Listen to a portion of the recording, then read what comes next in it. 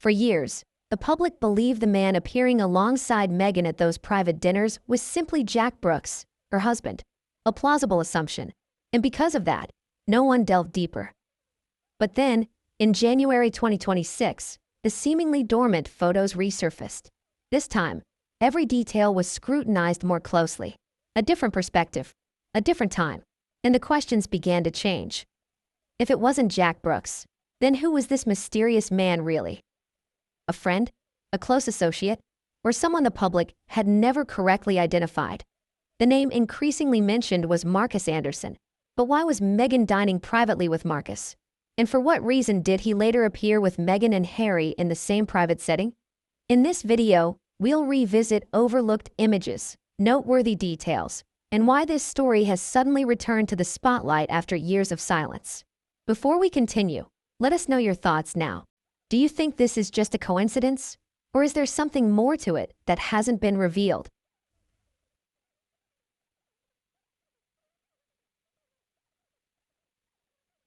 For years, the public has repeatedly seen a recurring image: Meghan Markle appearing at private and selective events, from Soho House and Paris Fashion Week to trips to Disneyland with her children.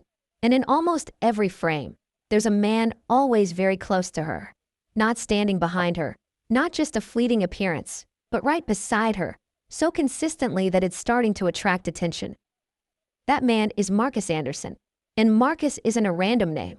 He's known as a key figure in the system of high-end private clubs, especially Soho House, where who gets in and who doesn't is never a matter of chance. In that world, Marcus is seen as someone who understands the rules of the game, the relationships, and the unspoken boundaries. Therefore, Marcus's frequent presence alongside Meghan has led many to question things. It wasn't due to romantic feelings, but rather the power dynamics and network surrounding him. He appeared at important parties, family events, and even highly personal occasions. To many observers, this wasn't the typical camaraderie between acquaintances. According to several memoirs and books about the inner workings of the upper class, there were moments that showed Meghan wasn't particularly interested in lengthy social formalities. But what caught the public's attention wasn't a single statement or detail, but Marcus Anderson's central role in many different aspects of Meghan's life. The more one looks back at old photos, the more striking a point becomes. Meghan almost never appeared alone at Soho House.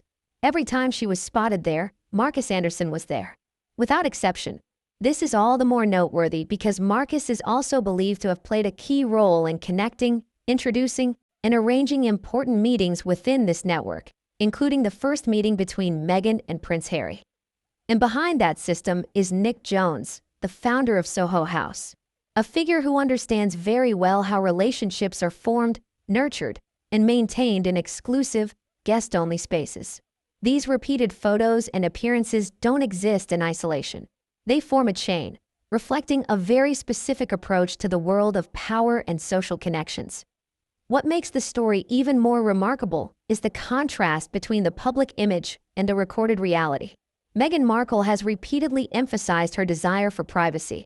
But for those who follow closely, this story isn't about her personal life, but about the level of access, the constant presence, and the role of the strategic relationships surrounding her.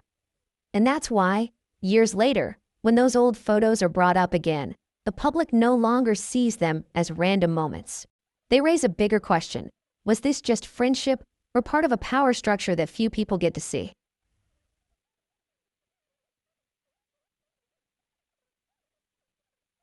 On the surface, Soho House is often described as a club for the creative elite and the wealthy.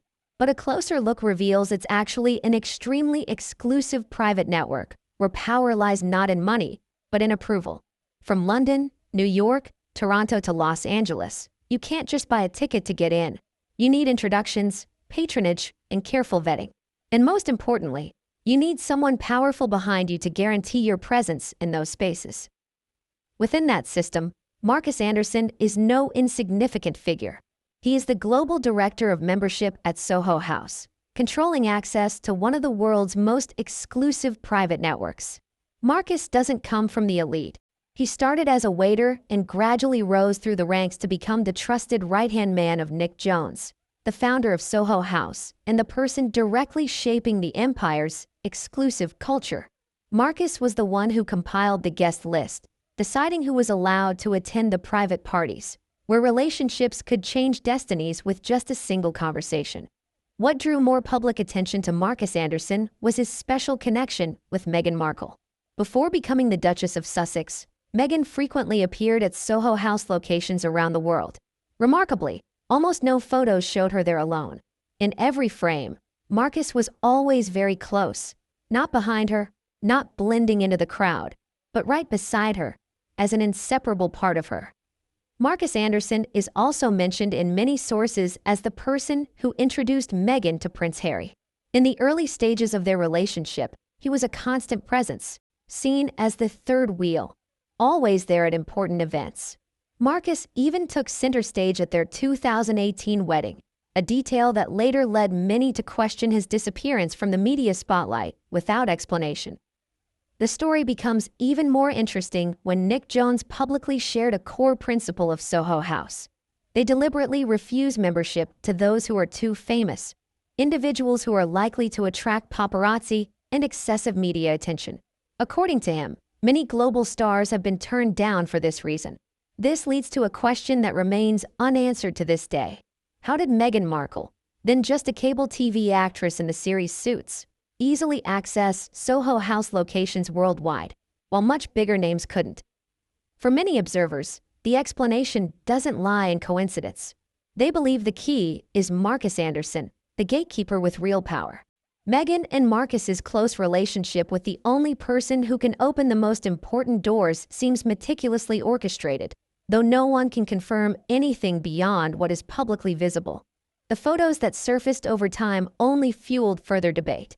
These weren't staged red carpet photos, but candid moments, revealing a level of intimacy that compelled viewers to pause and observe. From 2014 until mid-2016, just a month before Meghan was reportedly seen meeting Prince Harry, Marcus consistently appeared alongside her at events, displaying body language that many considered beyond the bounds of normal social interaction. Although images aren't proof and speculation remains at the level of public analysis, the repeated occurrence of these moments makes it difficult for the public to ignore. Therefore, looking back at the whole story, many no longer see it as simply a matter of romance or personal gossip. For them, it's a story about access, ambition, and how behind-the-scenes relationships can open paths that outsiders never see. In the closed world of Soho House, who you know is sometimes more important than who you are. And that's perhaps why Marcus Anderson's name continues to pique public curiosity, even though he is almost withdrawn from the public spotlight.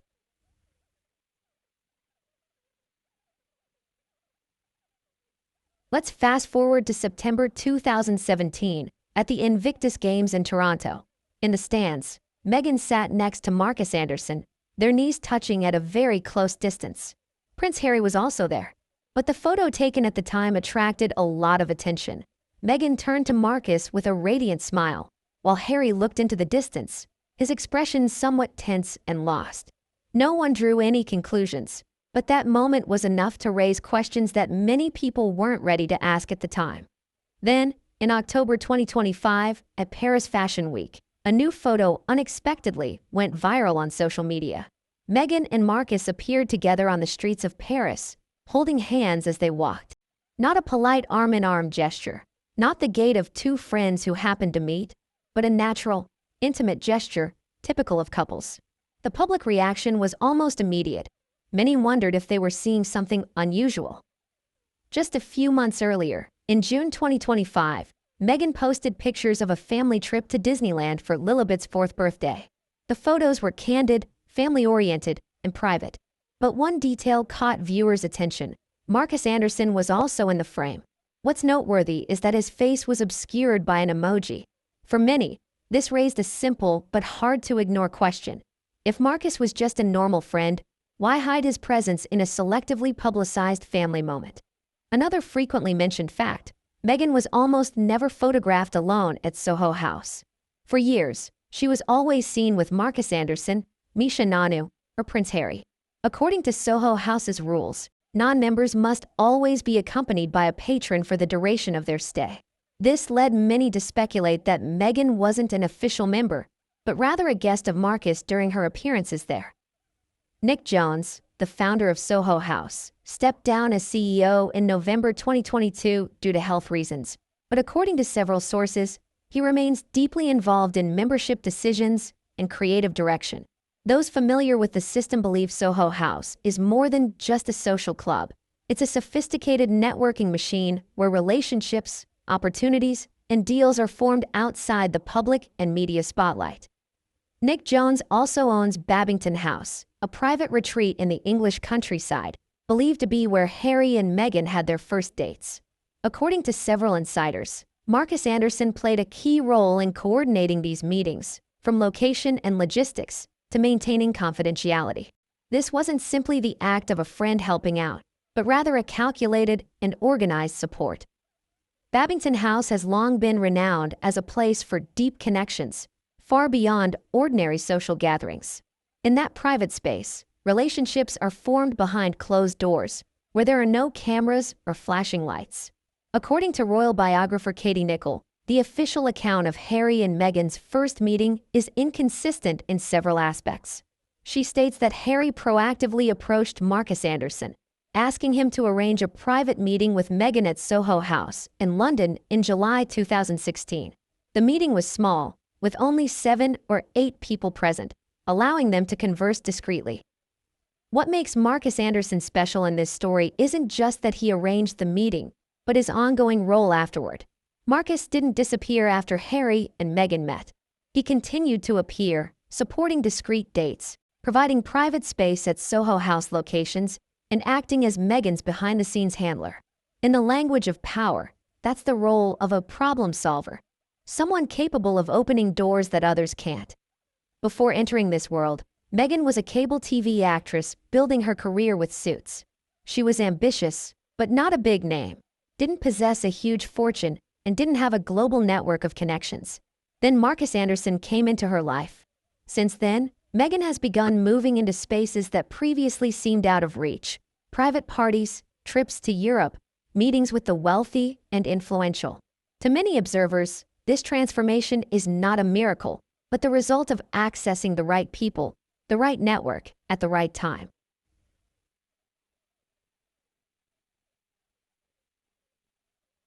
An actress in the early stages of her career would, under normal circumstances, rarely have access to such powerful networks. So how did it happen? The answer often cited is Marcus Anderson. Marcus's entire career was built on his ability to connect, knowing who was important, who had influence, and how to put the right people in the right places. When Meghan entered Marcus's circle, she not only gained a friend, but also stepped into a global network stretching from London and Toronto to Los Angeles and many other centers of power. Wherever Meghan appeared, doors seemed to open automatically. This wasn't a typical social interaction, but rather a professional form of support. And it is here that many begin to ask the inevitable question: if this was a system of exchanging opportunities, what role did Meghan play within it? No specific accusations have been made, but her career path reveals a remarkably smooth sequence of events. From a cable TV actress, Meghan became a familiar face at Soho House. From Soho House, she was introduced to Prince Harry. From a discreet relationship, she entered the British royal family. This wasn't a series of random events that happened overnight.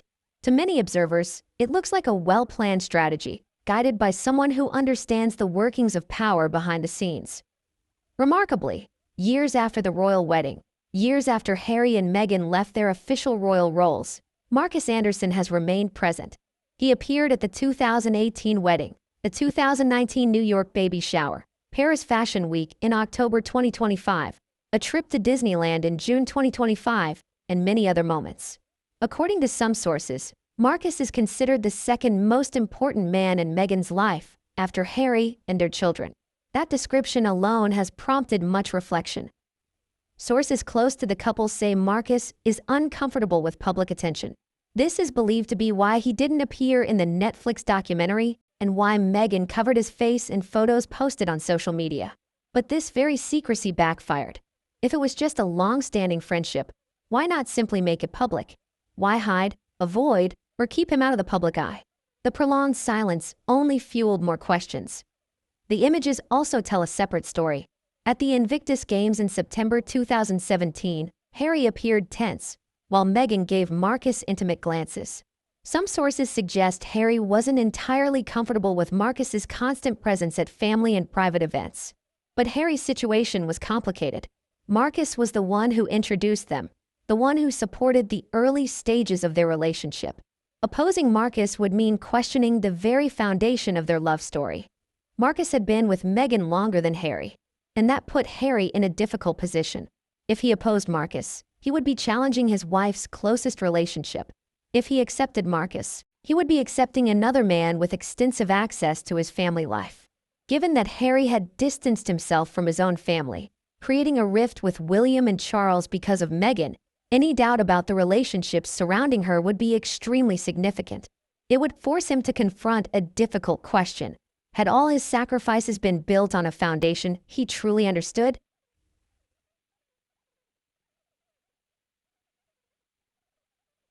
So let's look directly at the core question. What did Soho House really give Meghan? It wasn't simply about lavish parties, trendy gatherings, or beautifully designed rooms. The core lies in something far more intangible: access. Access to a closed network of wealthy, powerful people who could directly influence the trajectory of others' lives. Through Soho House, Meghan connected with influential figures. Ron Burkle, the billionaire investor with deep connections to the elite and a close associate of Soho House. Misha Nanu, a highly respected fashion designer, quickly became a close friend of Meghan's. Jessica Mulroney, a stylist with extensive networks in Canada and Toronto, where Soho House operates strongly. Serena Williams, a prominent member, also entered that close circle. These relationships didn't appear by chance. They are connected through a familiar central axis: Marcus Anderson. That very network helped Meghan transform herself. From a working actress, she became someone confident and with the necessary social standing to enter the British royal sphere. That's the real value Marcus brings. Not pure friendship, but connection, positioning, and opportunity. And when opportunity is used purposefully, the inevitable question arises: what in return?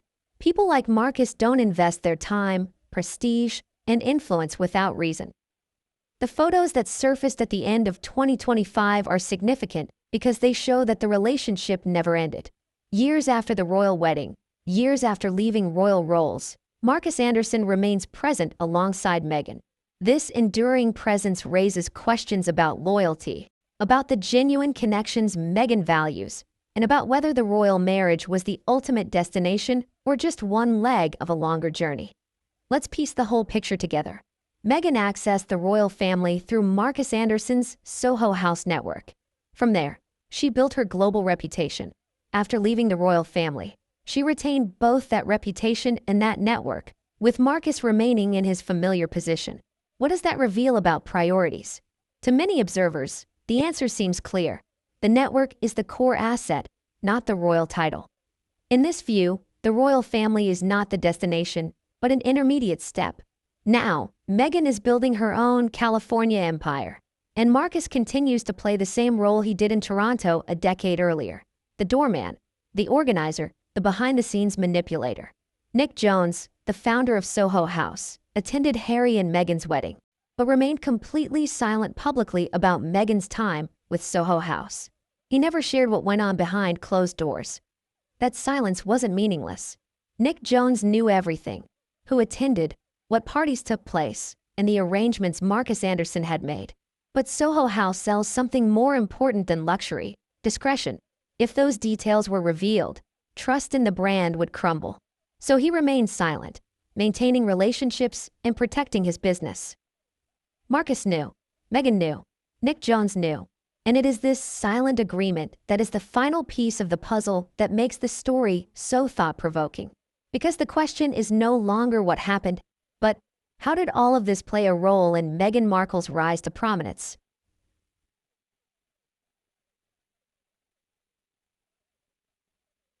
Let's look back at the entire journey as a long-term picture. From an ambitious cable TV actress who was almost invisible within the power grid, Meghan gradually became a regular at Soho House. a place that sold not only luxury, but also access. Access to the wealthy, influential, and capable of opening doors that talent or personal effort alone couldn't reach. From that space, she met Harry, entered the royal spotlight, then left the royal family but still maintained global fame, media influence, and, most importantly, Marcus Anderson's constant presence by her side. Looking at the timeline, it's hard to consider this mere coincidence. The natural question is, how much of this journey was due to luck, and how much was the result of strategic planning? As Marcus consistently appeared at major events, private trips, fashion weeks, family vacations, and high-profile gatherings for years, this repetition no longer seemed like a coincidence.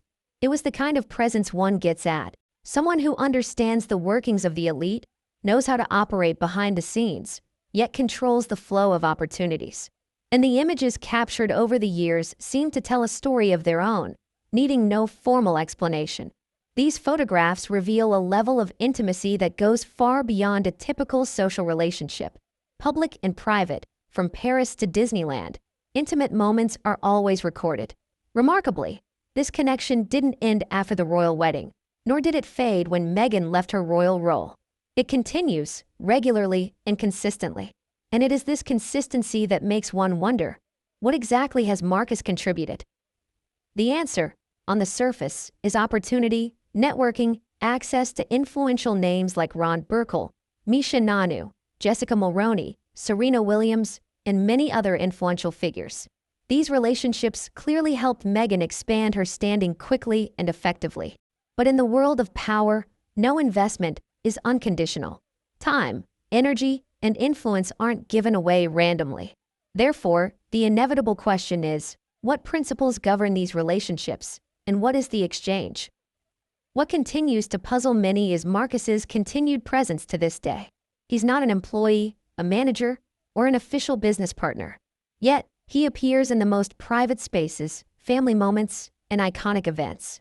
The long-standing, cross-continental connection, spanning many major upheavals in Meghan's life, goes far beyond the realm of a typical friendship. This forces one to question his true role in the story.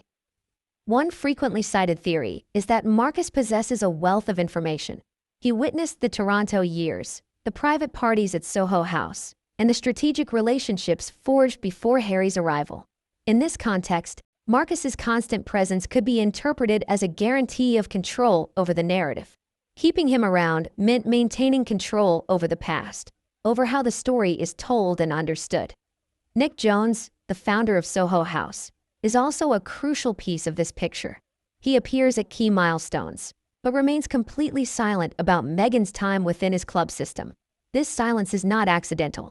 Soho House is built on the core value of discretion.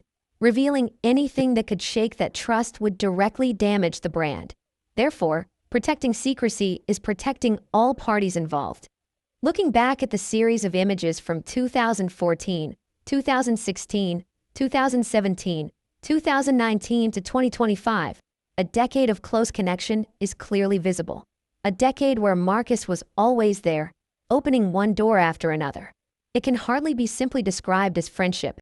It's more like a quiet but deeply influential partnership, a bond that has helped shape Meghan's life trajectory and continues to leave its mark to this day. What happened behind the closed doors of Soho House may never be publicly told, but the photos, the timeline, and the repeated presence cannot be erased. They raise questions that still lack convincing explanations, and it is these questions that keep this story being talked about. If you have your own thoughts on this analysis, please leave a comment below. And if this content makes you see the story from a different perspective, don't forget to subscribe, like the video, and share to follow more in-depth analyses like this.